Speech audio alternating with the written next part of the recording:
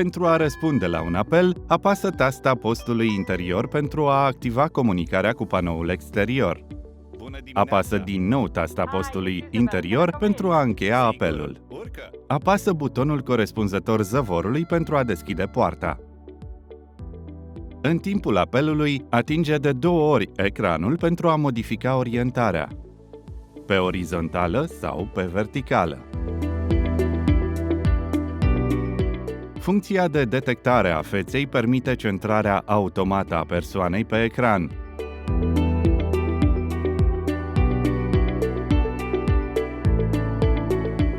Deschiderea ușii utilizând tasta corectă.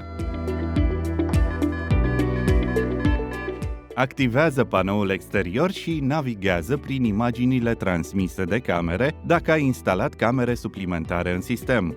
Activează robotul de răspuns automat al unității interne video de la tasta paginii principale. Poți înregistra un mesaj de întâmpinare care va fi redat la panoul exterior atunci când robotul de răspuns automat este activat. Bună! Nu pot răspunde la apel momentan. Lasă un mesaj după semnalul sonor.